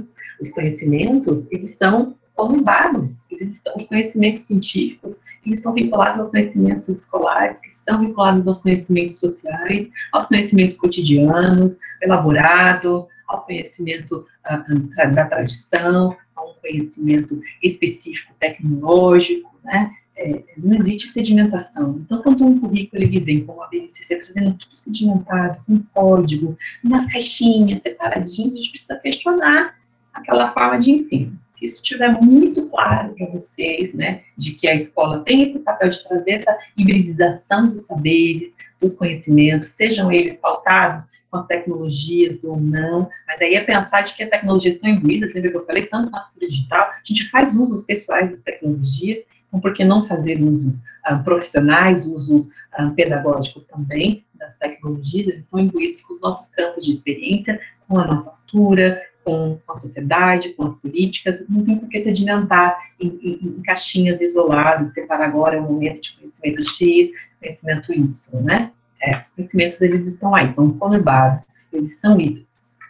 E aí, eu finalizo mesmo a fala, finalizando sem uma conclusão, né, porque a gente está no meio desse processo, estamos no meio desse processo todo, mas eu penso que precisamos nos atentar para olhar essas possibilidades que nos lance para frente, que nos projete, né, no bojo das relações humanas, dos acolhimentos, da democratização da educação, da democratização do acesso, né, como disse lá na frente, até uma fala inspirada pela Santa Ela, crítica pela crítica, ela não leva a nada, mas a gente precisa corrigir essas dissonâncias todas de alguma forma, de alguma maneira, né, não vai ser hoje, não vai ser amanhã, infelizmente, mas a gente precisa se amparar, precisamos nos amparar no que a gente aprende no cotidiano para promover as mudanças, né? Então, a gente precisa solidificar alguns saberes, solidificar algumas posturas, solidificar algumas defesas, né? A gente precisa perder o medo de ler, perder o medo da legislação, perder o medo de se informar, de dialogar, de pesquisar. A gente precisa levar a sério as possibilidades todas que a ciência nos dá para a gente retomar os itinerários de mudança significativa, né? Então, acho que a minha fala é essa, se encerra por aqui. Eu agradeço a escuta e também me coloco à disposição agora para o diálogo, para as conversas. Não consegui acompanhar os chats, mas, enfim, eu acho que é isso que eu tenho para contribuir hoje. Mas a gente vai puxando aqui, dialogando com o chat também, agradecer muito. Eu acho que a gente tem falado bastante sobre a importância da formação docente, pensar a formação docente, né? Seja ela a formação do docente em história, do docente em letras, do docente em geografia, dentro da própria pedagogia. E aí, muitas vezes, esses debates sobre currículo, sobre os atravessamentos da formação, eles ficam fechados lá na pedagogia ou em disciplinas vinculadas, né, àquele lugar. Então, a própria ideia do território é fazer esse deslocamento, né? Hoje a gente está aqui principalmente com alunos da história, promovendo esse diálogo, esse olhar para o currículo. Eu tenho certeza que um monte de aluno está assim, gente do céu, que isso, né? Que monte de informação é essa? Mas é um movimento importante porque esses documentos, essas problematizações, elas nos atravessam quando a gente entra na educação básica. Né? Elas pautam a nossa carga horária, elas pautam os nossos encargos didáticos, as nossas relações com os nossos colegas. Isso está presente ali na sala dos professores, né? Então, acho que um pouco o objetivo é esse. Você traz. Eu tenho uma resistência, assim, com essa turma do currículo, gente, que é o seguinte: eles não ajudam a trazer certezas. Eles são o povo da desconstrução, né? Então, você vai escutando, e quanto mais você escuta, mais você fala assim, nu, né? Agora que lascou-se mesmo. E a gente na história vem lidando, a gente na história tem tido debates, né, muito intensos sobre o que é a BNCC, com essa força da lei, com essa estruturação a partir de competências e de habilidades, e todo o debate da primeira, da segunda versão relativos ao currículo da própria história no ensino fundamental e a ausência de um certo currículo de conteúdos no ensino médio vai reverberar para o ensino. Então, assim, eu sei que tudo isso que foi dito vai ir se assentando ao longo dos debates que esses estudantes tiverem em outros momentos, né, sobre a BNCC e sobre o ensino de história, e sobre a própria questão da tecnologia, né, Nina? Eu acho que isso aí, a Célia, nós estamos aqui hoje com a Célia também, que é uma colega da UNEB, e ela pontua aqui, né, que as escolas elas não estavam preparadas para receber os alunos, e a pandemia só veio a potencializar a fragilidade e o descaso com a educação pública. A cultura digital, ela tá super bonita e linda lá na BNCC. Duas das competências gerais, a 4, o Felipe lá no inicinho, ele do chat, ele traz na fala dele aqui, que a BNCC na competência 5, ela traz a importância do uso, né, crítico das tecnologias. Na competência 4, ela também destaca aqui, ó, utilizar diferentes linguagens, dentre elas a digital, e reforça na competência 5, como se isso fosse um dado, né? E com a pandemia, a gente tem percebido que esgarçou a diferença, né? Intensificou a diferença. Então, a gente tem crianças e tem jovens fazendo, de alguma forma, mantendo o vínculo com a escola, não numa situação ideal também, não sem problemas, e a gente tem do outro lado a falta total da possibilidade de acesso, da possibilidade de diálogo, assim. E aí, eu vou abrir, se alguém quiser abrir o microfone, gente, se colocar, fazer o comentário, fica à vontade. Eu tive uma evasão aqui, eu não sei se é um problema de internet, mas até já deu um puxão de orelha. De toda forma, tem uma questão muito interessante do Lucas. O Lucas, ele propôs a questão anteriormente, mas ele justificou até por motivos de saúde a ausência.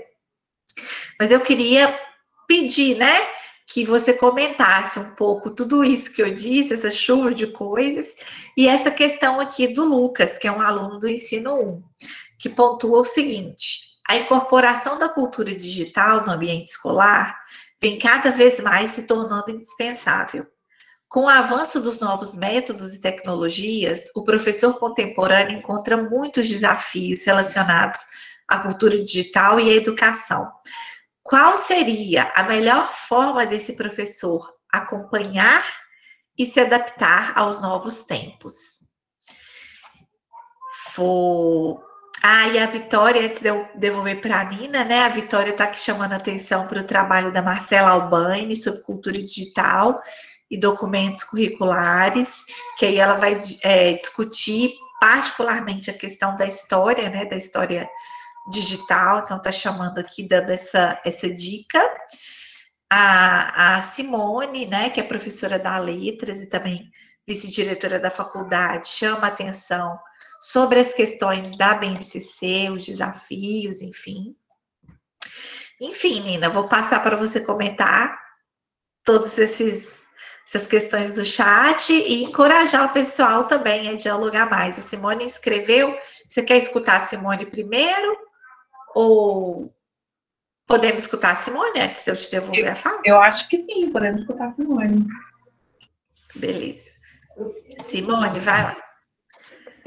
Edna, muito obrigada. Adorei te ouvir, viu? Foi muito importante. Assim, há muito tempo eu não via alguém trazer, de fato, assim, um trabalho consistente com relação a dados quantitativos, né? Dessas versões da BNCC, assim, sempre me entregou muito essas versões, eu sempre li essas versões, mas eu não conseguia fazer essa compilação que você trouxe hoje, que ela é fundamental, porque ela traz, de fato, né, um aspecto ali histórico, político, e, né, que é bastante importante, dessa alteração de conceitos, de recorrências desses conceitos dentro da BNCC, então isso, assim, foi muito, muito esclarecedor. E aí, eu fiquei aqui me perguntando, porque eu tenho, né, um filho que está sendo alfabetizado na escola pública, nos modos do REAMP, nesse momento de ensino remoto. E é uma angústia que eu estou sempre trazendo nervoso. Quase todos os territórios eu venho trazendo as minhas angústias com relação a isso que a gente está vivendo, que eu estou vivendo pessoalmente, mas que é também, né, a realidade de muitos. E aí, o que acontece? Nos tais dos PETs, né, eu vi uma atividade em que havia uma série de normas de convivência na escola. Então, assim, o tema da unidade, e aí pensando, né, na sua provocação de que conhecimentos priorizar, o conhecimento priorizado naquele momento, naquela atividade era quais são as regras de convivência na escola.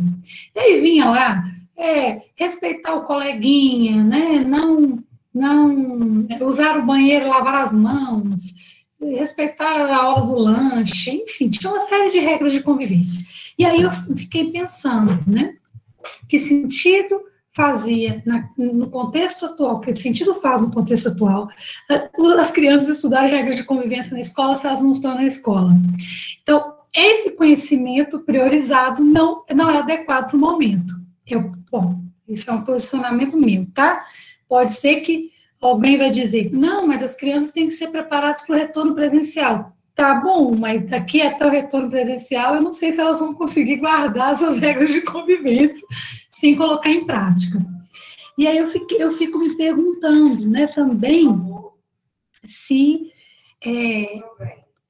as regras de convivência não tinham que ser repensadas, refeitas em função de novas formas de interação que a própria cultura digital está, né, nos enquadrando nesse momento de pandemia de ensino remoto.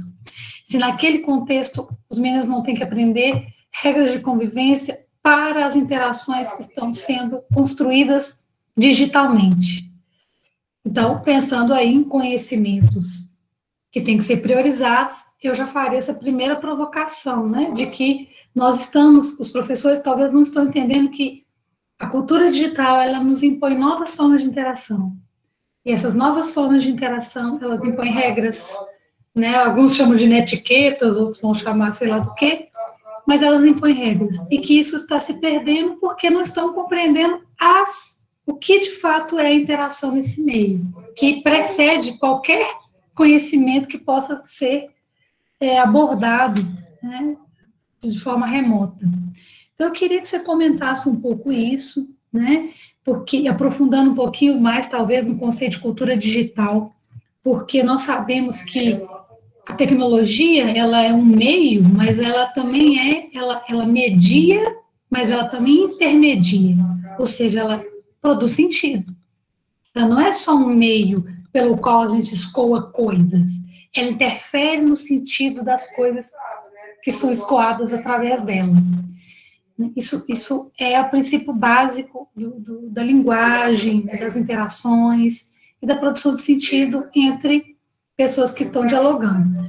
E eu queria que você comentasse um pouquinho isso, né? Pensando assim, nessas adaptações necessárias, né, aprofundando talvez um pouquinho no conceito de cultura digital e trazendo, né, quem sabe, uma luz para essa pobre mãe que fica aqui sem saber como é que eu vou ensinar esse conteúdo que está completamente fora do esquadro nesse momento. Muito obrigada, Edna. Eu agradeço em nome do Território de Partilhas, em nome da direção da FH, tá? E eu já estou querendo aqui que você dê um mini curso para a gente, uma coisa aprofundada, sabe, Rose? Uma coisa de vários dias. Já vem assim, sei lá, assumir umas 15 horas, uma coisa mais robusta, tá bom? Porque essa 1h30 aqui, tô achando que não está dando, né? Não, tá dando não. Obrigada, viu? Obrigada, Simone. Ô, Edna, só um minutinho. Eu queria só trazer também a interlocução da Grazi aqui no chat, que chama atenção, né, para Santa Catarina, que teve essa fala sobre a oferta da internet gratuita, que não se efetivou, e que aí, marcando mais uma vez esse privilégio, o Felipe também falou sobre a situação em Santa Catarina, do sucateamento das escolas, e aí a Célia, que está lá na Bahia, num outro contexto, porque eu acho que isso é interessante também. Cada estado construiu a sua estratégia para lidar no ano passado e nesse. Então, por exemplo, aqui em Minas, em junho, o estado já estava implementando o REAMP, né, que era um regime de atividades não presenciais, ao qual a gente pode debater, pode criticar e deve sempre problematizar, mas foi uma tentativa, né? Tem sido uma tentativa, enfim. E aí a Célia levantou a mão, eu imagino que ela vai trazer um pouco para a gente desse contexto aí, né, Célia? Sim. Boa noite, Rose, boa noite, Edna. Gostaria de agradecer a Rose, né, pelo convite e agradecer a Edna, né, pela excelente explanação, assim, extremamente enriquecedora e qualificada. É o segundo território que eu assisto, assim, que eu participo, né, foi gravado, que foi o papel do Estado, né, na educação básica, e agora essa discussão de cultura digital.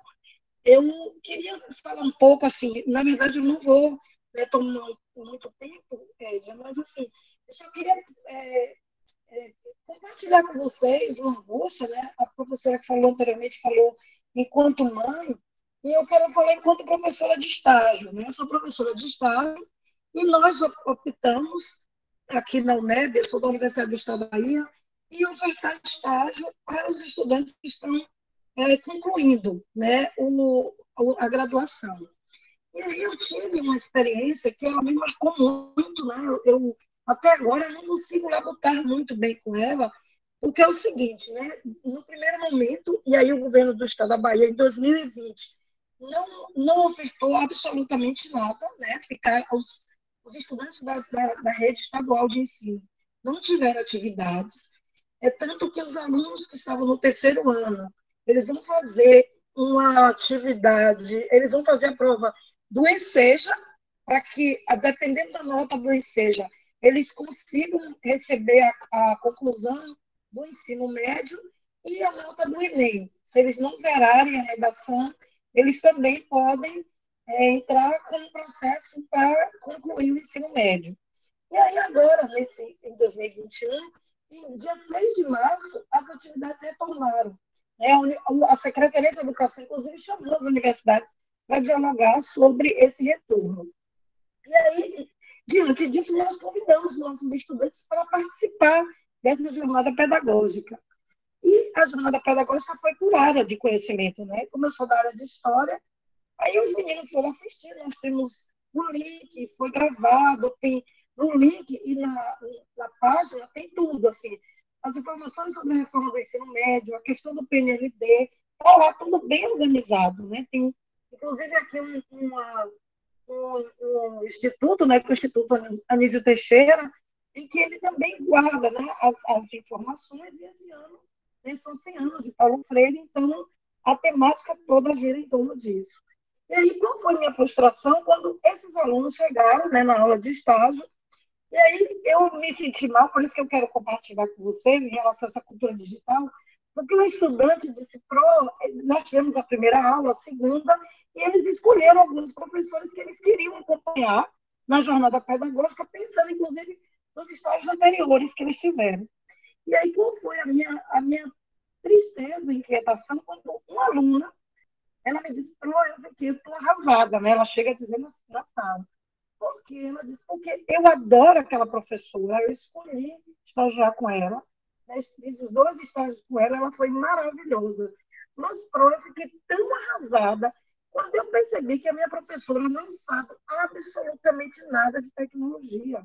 Ela ficou desesperada, ela não sabia como acessar o link da jornada pedagógica. Quando conseguiu acessar, ela ficou assim, sem saber, sabe qual é a sala que ela iria. E assim, todo o processo de orientação que está nos passos da jornada, a professora não soube acompanhar isso. Essa aluna chega na sala e expõe isso. Ou seja, ela não disse com essas palavras, mas é tipo assim, caiu um mito.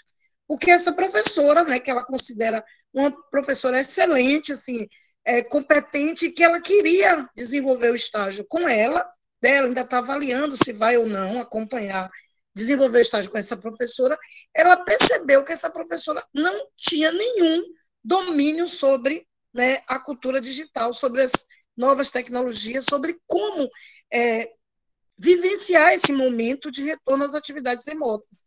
Então, assim, isso me trouxe uma angústia muito grande, sabe? Porque, assim, passa muito pela questão de quais conteúdos priorizar. E pensando no nosso corpo de professores, que tem toda uma questão, né, que Rose colocou muito bem, que atravessa carga horária, questão salarial, relação com os colegas, passa também pelo processo de formação.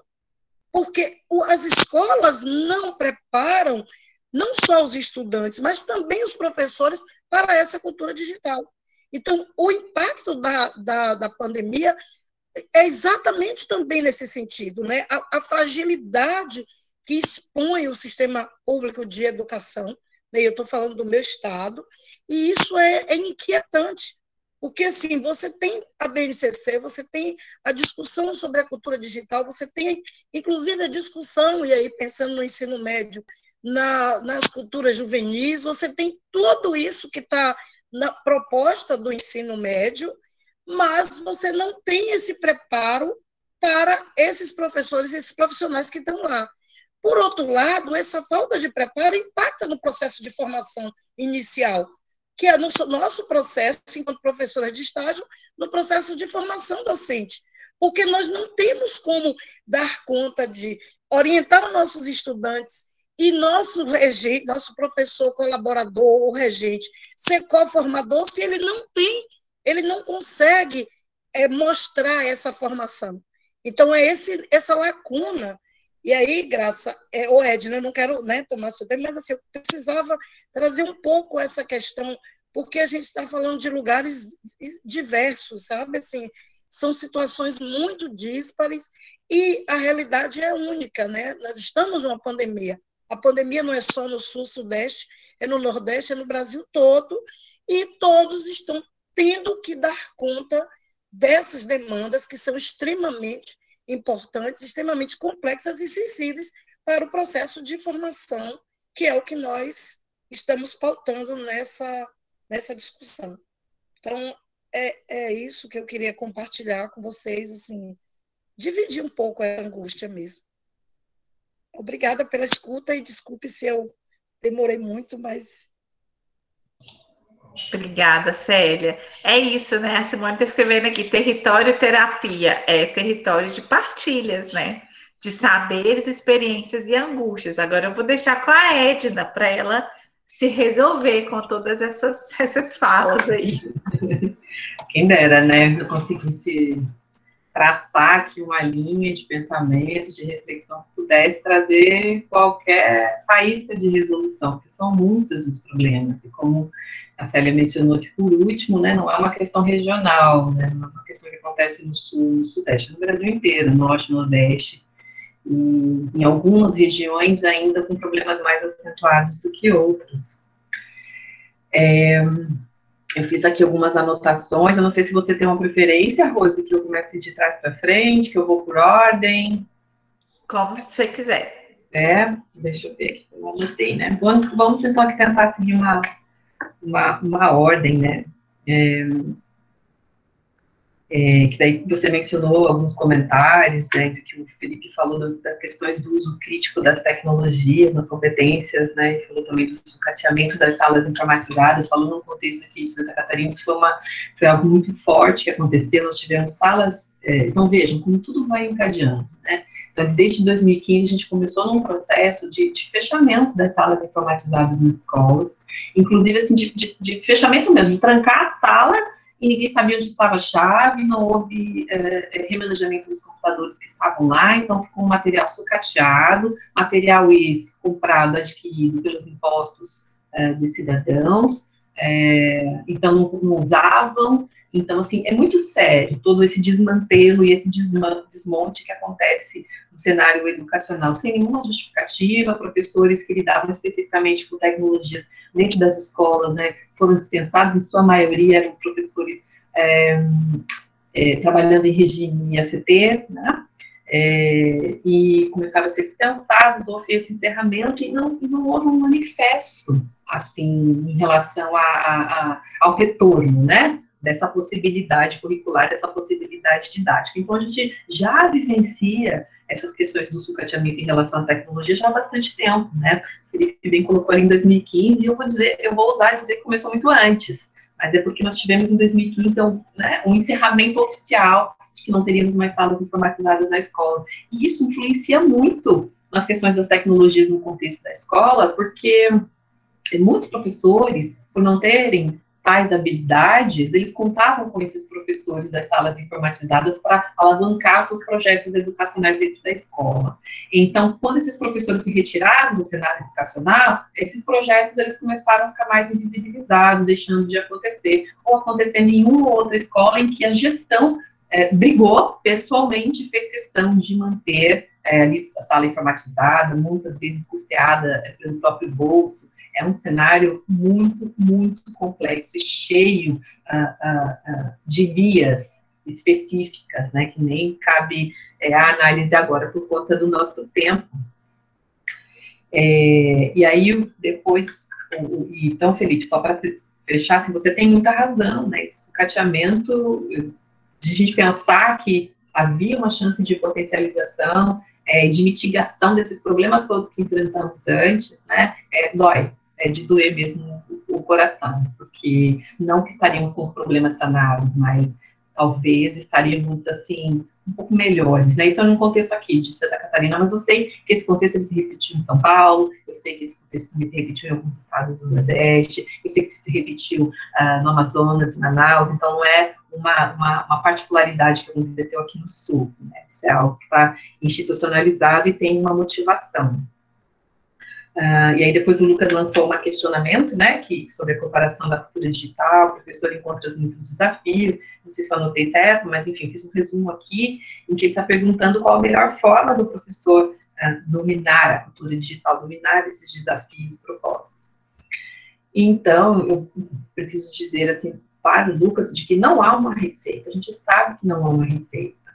E pelo fato desse sucateamento já pontuado ali pelo Felipe, que acontece no movimento prático, pela ausência da temática na formação, nas licenciaturas, né? A gente na formação, vou falar pela minha licenciatura, por exemplo, eu não tive nenhuma disciplina em que mencionasse ou que fizesse menção e interesse, ou que desse qualquer importância para o uso das tecnologias no ensino, para o ensino fundamental. Que já que eu sou pedagoga de formação, me especializei, não tive uma sequer disciplina que mencionasse a importância da tecnologia. Esse interesse partiu de mim a partir do momento em que eu estava atuando na escola e via possibilidades de trabalhar com as crianças, né? Então, vejam, não existe uma receita, mas existe uma consciência e um debate de que as questões propostas pela cultura digital, elas precisam, sim, estar presentes nos contextos de formação, cada vez mais naturalizadas e cada vez mais instigadas e problematizadas nas disciplinas. Não estou dizendo que trabalhar com tecnologias em toda a formação, em toda a licenciatura, é algo obrigatório, é algo salvacionista. Não é isso. Mas pensa só, aqui, nas questões que todos vocês outros colegas trouxeram, trazem também ali, né, imbuído de que as tecnologias da educação vai estar à parte de alguma coisa, porque nós fomos, assim, nos adaptando nesse contexto, né? Agora que eu estou aqui na universidade, eu lido com a tecnologia de um determinado jeito. Quando tentou se naturalizar o uso das tecnologias em sala de aula, né, houve um descompasso didático, e aí os professores que permitiam, por exemplo, o uso de celular em sala de aula, não conseguiam prender a atenção dos estudantes, porque eles se perdiam nos usos dos celulares para usos pessoais, e aí o professor perdia a sua didática pedagógica. Isso acontece aqui também na graduação, né, mesmo antes do contexto da pandemia, quando estávamos no ensino presencial, já temos mais liberdade, mais autonomia. Quantas vezes não participamos de reuniões de planejamento, reuniões de departamento, em que a reclamação dos professores era os estudantes só olham os celulares, não prestam mais atenção na aula. Então, vejam, como é um problema que ele vai permeando e que, inclusive, os anos, eles vão passando, e a gente tem que pensar na adaptação da tecnologia nos contextos educacionais, sejam eles ensino fundamental, ensino médio e educação superior. Nos parece que está à parte, e não está. Então, a gente precisa institucionalizar, de alguma forma, a importância do uso das tecnologias, porque ela está em tudo. E aí já vou entrando, não tenho essa receita, Lucas, infelizmente, né? Porque o que eu posso te dizer hoje é que o professor, ele precisa batalhar pelas formações continuadas, porque são os momentos em que ele consegue lançar a sua formação para um olhar específico sobre os usos das tecnologias na educação.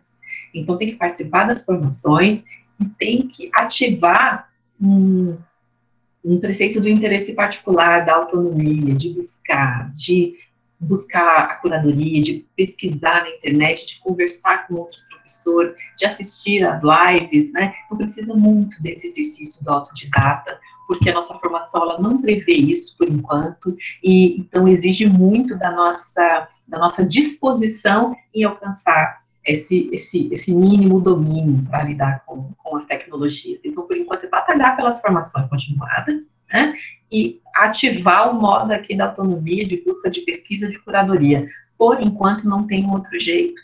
E com isso, já vou entrando, depois que eu vou falar aqui da Grazi, né, que foi uma questão também muito específica, mas eu já passo, já que essa questão do Lucas está interligada com o que a Simone nos colocou, já vou lançar aqui também para o direcionamento das provocações e dos desabafos aqui que a Simone nos trouxe. Primeiro que ela mencionou sobre os dados que eu trouxe, né, das versões da BNCC, e como eu mencionei lá na apresentação, esse foi um estudo de um ano inteiro, com um grupo de pesquisa, todos os pesquisadores voltados para a leitura minuciosa, utilizando de software de contador de palavras, para não deixar passar nada. Foi um trabalho criterioso, bonito e compromissado que nós fizemos. E claro que me disponho a apresentar outros dados, conversar com vocês de outra, enfim, com os professores e com vocês em outro momento que vocês queiram, com certeza, até trazer outras pessoas do grupo de pesquisa. E foi muito importante, porque somos um grupo que trabalha, que lida com currículo e com política curricular, a gente não podia deixar de lado. E para você ver como tudo isso, ela reverbera em questões que são discutidas aqui, né, nesse momento, nos discursos curriculares, né, porque a gente pega um documento orientador, a última versão, e lê, mas qual que é a trajetória desse documento? Quais as intenções por trás, né? Qual é o contexto de influência desse documento formado naquele momento, divulgado e solicitado a ser seguido. E aí você pergunta, né, falando ali sobre o conceito de cultura digital, que talvez eu também tenha esse problema que eu vou falando como se fosse um conceito dado, naturalizado, e não é, porque a gente tem que pensar que, de certa forma, diluir a significação desse conceito, né, para vocês, quando eu menciono sobre tecnologias, e eu disse para vocês de que nós somos seres tecnológicos e que a educação como um todo, historicamente, ela é composta de muitos elementos de tecnologia, porque a tecnologia, como diz um estudioso que é o Finber, é a técnica, é a apropriação de uma técnica. Então, quando eu desenvolvo, né, o livro, quando eu desenvolvo o lápis, né, a caneta, a escrita, quando eu desenvolvo essa técnica de explanação, de reunião agora, para tratarmos de determinado conceito de conhecimento, eu estou fazendo uso de tecnologia. É uma técnica desenvolvida com um objetivo. E a cultura digital, ela não diz respeito só a técnica. E aí a gente tem um problema antes de falar da cultura digital. Porque quando nós falamos de tecnologia, a gente pensa em artefatos digitais, né? Quando eu falo de tecnologias, eu estou pensando no computador, na ferramenta tecnológica, né? Estou pensando no computador, estou pensando no celular, né, no laptop, no tablet, estou pensando na ferramenta. Mas a ferramenta, ela não existe sem a apropriação da técnica. E é isso que a gente está vendo agora. Eu, professora, eu, Edna, usuária das tecnologias, eu uso. Eu transito ali pelas redes sociais, eu olho as notícias, eu faço tudo. Eu tenho um trânsito na cultura digital, que é essa cultura que está posta, que é a cybercultura, isso que a internet nos traz, que a tecnologia, enquanto técnica, nos traz, eu consigo fazer um uso pessoal, né? Eu estou na cybercultura, porque eu faço compras, eu vou no caixa eletrônico, mesmo que eu não queira que eu negue, eu estou envolvida na cultura digital. Mas aí, quando falamos da cultura digital, da transposição dela para a educação, eu travo, porque eu sei acessar ali o meu Facebook, o meu Instagram, o meu aplicativo do banco, etc. Mas quando dizem assim, agora você vai, né, ensinar sobre tudo isso que você faz ali para o seu estudante, eu não sei o que fazer. Eu não sei orientar, porque eu não fui ensinada a isso. Eu simplesmente ingressei, porque elementos da cultura a gente não aprende, a gente internaliza, na verdade. Quando nós estamos numa determinada cultura, nós nascemos numa cultura, na nossa cultura regional, nos trâmites, nos costumes da cultura, nada nos é ensinado. A gente nasce numa determinada cultura e vai aprendendo os nossos ritos culturais. Assim como o rito da escola, são internalizados a partir do momento que a gente ingressa na escola. Na verdade, a gente vai aprendendo sobre as regras que você mencionou ali, né?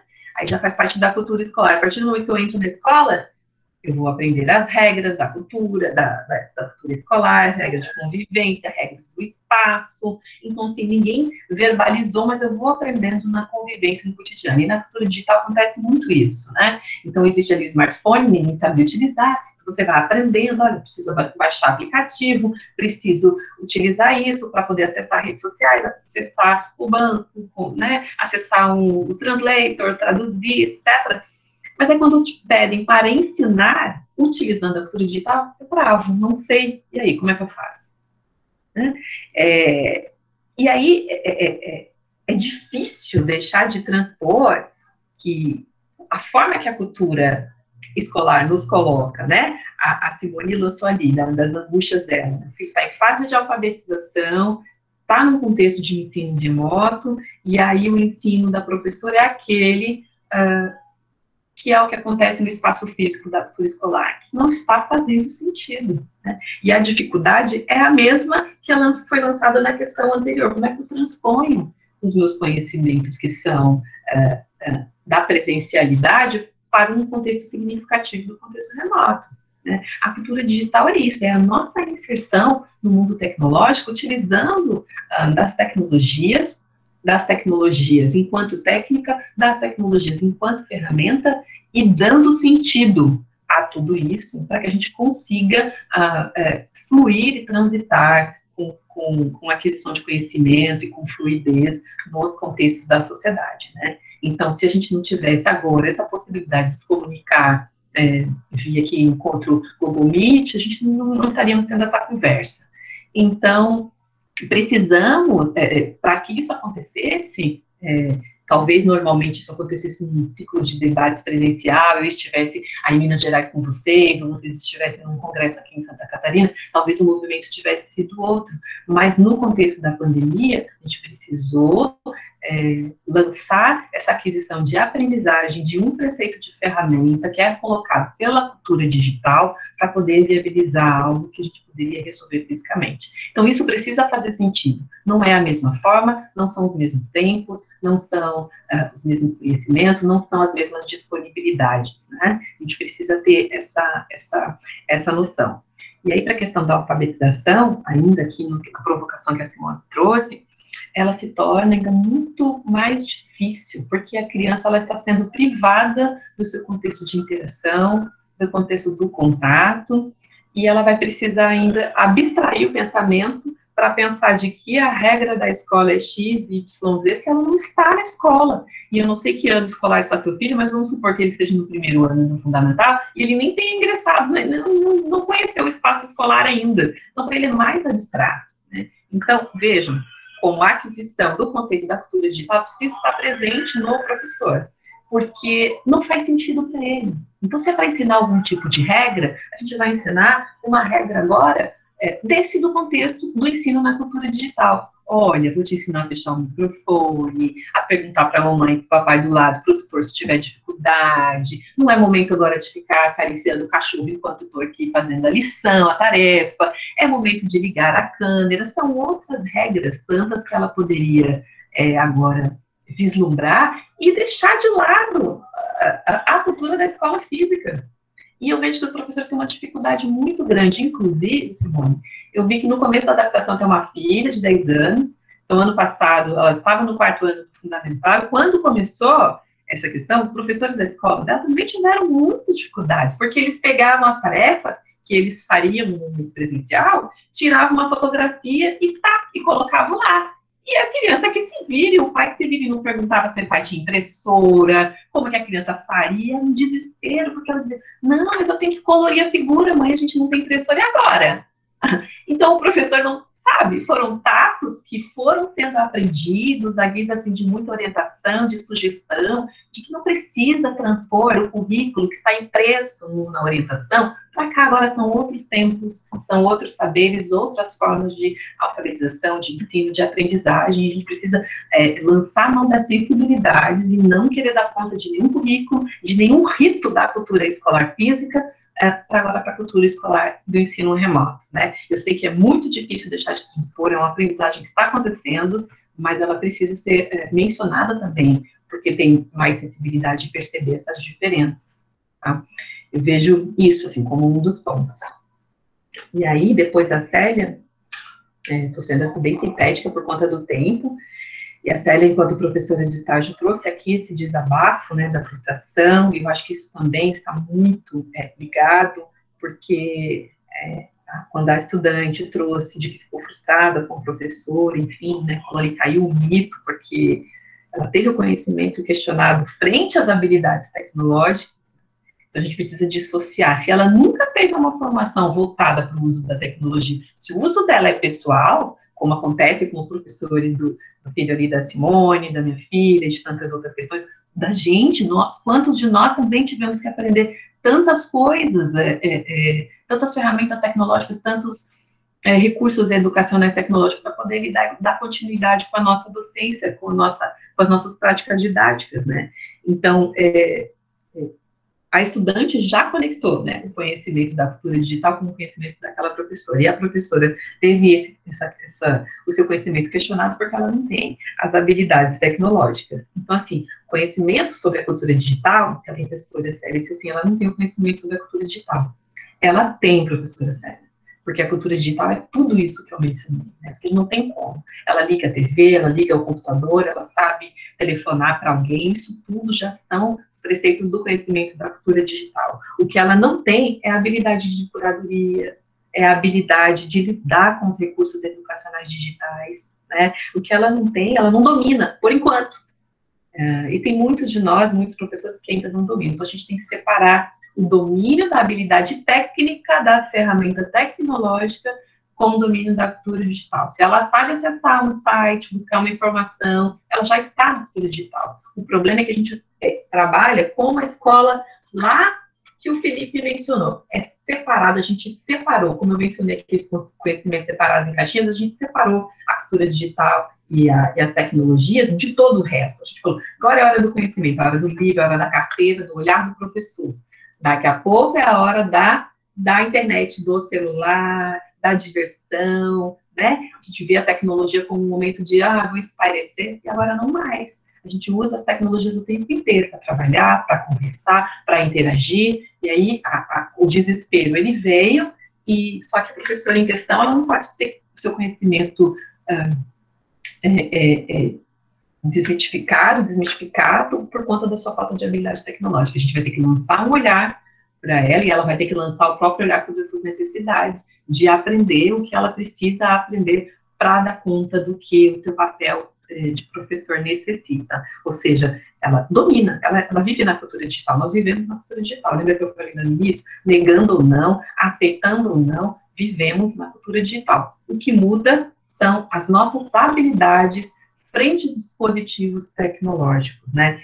E quanto a isso, retomo o que eu já disse lá atrás, né? Porque é formação continuada, é inserir esses contextos nas licenciaturas, né? É exercer a autonomia do it yourself, eu preciso ir lá buscar os tutoriais, né? O YouTube nunca me ajudou tanto, gente. Tenho dificuldade, eu vou lá no YouTube, busco, baixo, leio, assisto, porque mesmo que eu seja uma pesquisadora das tecnologias, né, já há alguns anos, eu não domino isso tudo, imagina, nem de longe, quem me dera. Mas eu já tenho um olhar voltado para essa busca, para essa autonomia. Se eu tenho essa dificuldade, eu vou lá e vou buscar, e chega, conversa, e aí todo mundo vai ter que desenvolver isso, todo mundo não, né? As pessoas que têm essa necessidade, elas de alguma forma vão ter que acessar essa autonomia dentro de si,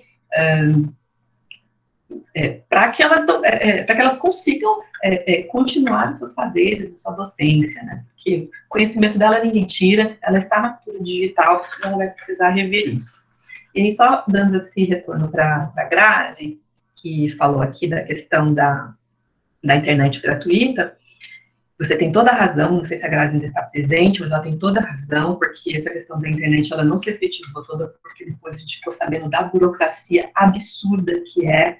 Então, como foi lançada a política de que, olha, se você não tem internet, se você, né, faça esse cadastro, etc. Gente, o cadastro, ele era um absurdo, era uma série de comprovações que inviabilizou muito, muitas famílias que não têm, que tinham necessidade de solicitar essa internet, mas não conseguiram, tamanha burocratização. E, no caso, essa política acabou beneficiando quem já tinha alguma possibilidade de acesso, e as pessoas que tinham menos recursos, menos possibilidades de comprovação da sua falta de infraestrutura, da sua falta de verba, ficou ainda mais relegada. Então, a Grazi tem razão, sabe? Foi mais um movimento, mais uma situação, e aí, no caso do nosso estado aqui de Santa Catarina, para ampliar uma determinada desigualdade. É uma pena, mas é algo que precisa, sim, ser mencionado, que aconteceu e que acontece.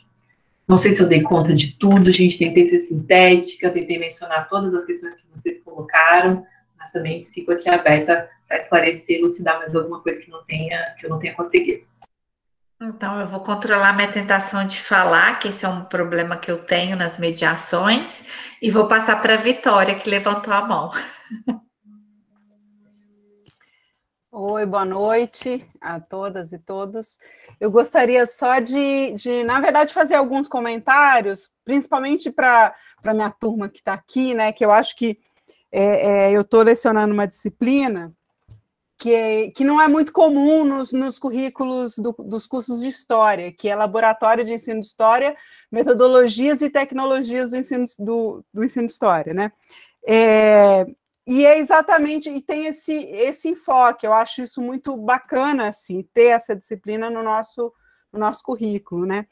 E aí eu gostaria de ressaltar aqui para os alunos, principalmente da disciplina de laboratório, que a gente trabalhou com o texto da Marcela Albaine, né, a tese dela, e é muito interessante exatamente a abordagem que ela faz, que vai muito nesse sentido que a professora Edna trouxe, né, de pensar a cultura digital, né, e aí ela vai falar sobre isso, como um pensamento, uma forma de pensar, né, tanto que para isso até ela usou ferramentas, ela usou papel e lápis de cor, enfim, para poder identificar esse pensamento, né, influenciado por esse mundo digital, né, enfim. E eu acho muito bacana isso, né, dessa lógica do digital que faz parte da nossa cultura, né. muito mais do que um dispositivo tecnológico. E aí eu queria indicar também, né, pegando aí esse gancho, né, tem um trabalho do Peter Burke, eu não sei, que chama História Social da Mídia, que ele faz ele traça, né, um percurso das diferentes mídias e circulação de informações, numa abordagem muito bacana, que traz essa percepção também de ampliação do que a gente chama hoje de tecnologia, né? E novas tecnologias, né? Que é um processo, quer dizer, você tem N coisas que você pode chamar de tecnologias, né? Como a professora Edna mencionou, quer dizer, um giz, uma lousa, uma caneta, um lápis, um caderno, isso tudo, né, pode, dependendo da época, isso pode ser uma nova tecnologia, né? Enfim, eu gostaria só de comentar e deixar aí essa indicação para quem não conhece o trabalho e reforçar para os meus alunos essa questão, porque a gente precisa ficar repetindo as coisas, né, para poder... Enfim, só isso. Muito obrigada, e muito obrigada, professora Edna, pela contribuição. A gente precisa ficar dizendo de outras formas, né? Até conseguir captar aquela mensagem. Mas acho que é isso. Obrigada, Vitória, amarrando essas pontas aí também, da cultura digital e da cultura histórica, com essas referências, acho que é muito importante. Olha, é o território que eu participei que o chat está mais bombando. Agradeço muito a participação dos estudantes da Nina, né, lá de Santa Catarina, a Grazi super presente aqui, pontuando a questão das perdas, né, irreversíveis, e eu acho que é isso, gente. A Simone respondeu, e é um pouco isso, né? A gente precisa admitir o contexto tal qual ele é. Há perdas que vão ser irreversíveis mesmo, né? Há danos que virão, a começar pelas perdas das vidas, né? Nessa pandemia, e outros reflexos, né? Sociais, econômicos, na educação. E a gente tem que se preparar, eu acho que é através dessa troca, desse debate, de chamar o outro, e falar, vem, você estudou sobre isso, então vem, vamos conversar, me conta aqui um pouco, o que você pensa? Ah, o outro estudou sobre aquilo, o outro também estudou sobre isso, mas em outra perspectiva.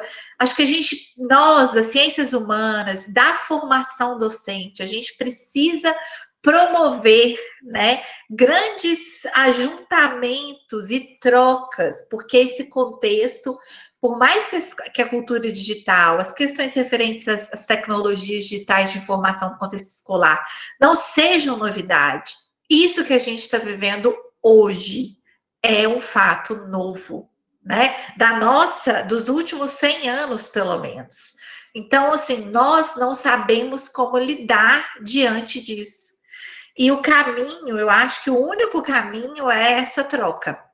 É a construção de saídas coletivas, partilhadas, de muita escuta. Então, agradeço muito a Edna, né? Por mais que a gente tenha trocas em outros momentos, é sempre aquela ansiedade da fala, né? E nesse momento a gente escuta, a gente para escutar e amadurecer. Agradeço aos alunos e aos estudantes que estão firmes e fortes aqui até o final também. Não vou me empolgar muito, mas também queria fazer a indicação de um texto, que na verdade é uma entrevista curtinha do Novoa. São 5 páginas que ele deu ano passado, a pandemia da Covid-19, o futuro da educação. Que ele vai falar um pouco, ele fala, até pincela algumas questões, algumas inspirações e encorajamentos aí para esse futuro. Então, acho que é isso, assim. Nina, você gostaria de fazer as considerações finais? Gostaria, sim, né? Gostaria de novo de agradecer, Rosiane, você pelo convite, né? As participações dos estudantes, as contribuições, né, da Célia, da Simone, da Grazi, Lucas, Felipe, tantas outras pessoas aqui que participaram atentamente, muito obrigada.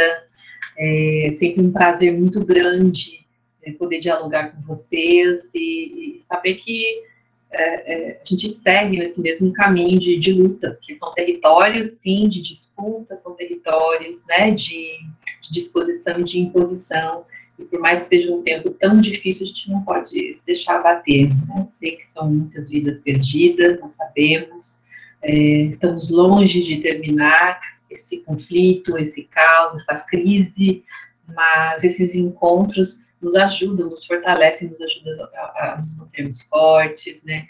Lançam faíscas de otimismo.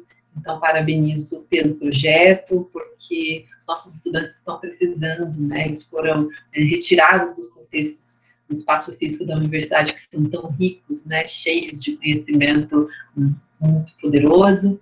E, então, acho que esses espaços, essas trocas, elas suprem, de certa forma, essas necessidades. Então, parabenizo. Deixo o convite também para que os diálogos continuem, que esse território de partilha não se encerre aqui, para que a gente consiga dialogar mais com a Universidade do Estado de Santa Catarina e realizar essas trocas, né? Vou divulgar também os eventos e as falas, as lives, enfim, para quem se interessar, me coloco à disposição também, né, para outros momentos formativos que vocês julgarem em que eu possa participar. E só queria ler um trechinho para vocês, para finalizar, desse livro, que é o livro Em Defesa da Escola, que foi escrito por Jean Machelain e Martin Simons. Então, o título é Em Defesa da Escola, uma questão pública. Eu só quero ler um parágrafo aqui para vocês, né, para finalizar aqui a minha fala. Eu também tenho esse problema de falar demais, né? Hoje eu tentei me controlar bastante. Então, ele diz assim: a escola é repetidamente acusada de ser muito distante do mundo, de que ela não consegue lidar com o que é importante na sociedade, que ela se ocupa com conhecimentos e habilidades desatualizados ou estéreis, que os professores estão muito preocupados com detalhes e com jargão acadêmico. Em resposta, queremos argumentar que a profanação e a suspensão tornam possível abrir o mundo da escola, e que ela é de fato um mundo que está sendo revelado, e não necessidades ou talentos individuais de aprendizagem. Naturalmente, os críticos têm um entendimento diferente do que é o mundo. Para eles, o mundo é um lugar de aplicabilidade, usabilidade, relevância, completude, competência e rendimento. Eles assumem que sociedade, cultura ou mercado de trabalho são as pedras de toque finais deste mundo. Ousamos afirmar que essas entidades são, acima de tudo, ficcionais. Será que realmente sabemos o que é esperado pela sociedade? Ou o que é realmente útil? As listas de competências que estão na moda não são apenas quimeras que perderam toda a ligação concreta com a realidade? A insistência na importância prática e utilidade não é profundamente pretensiosa, enganadora e até fraudulenta para os jovens? Isso não quer dizer que as competências e as práticas na sociedade ou no mercado de trabalho não servem para nada. Mas mesmo que elas criem instruções de funcionamento ou pontos de orientação, a escola faz outra coisa. A escola não está separada da sociedade, mas é a única, vista que é o local por excelência de suspensão escolástica e profanação pela qual o mundo é aberto. Machelain escreveu aqui em 2014, mas já criticava as competências, habilidades e essa mania que a gente tem de dizer que a escola está dissociada da sociedade, né? Não é bem assim. Então é isso, deixo aqui esse recado de Jean Machelain e Martin Simons, e o meu grande abraço para todos vocês.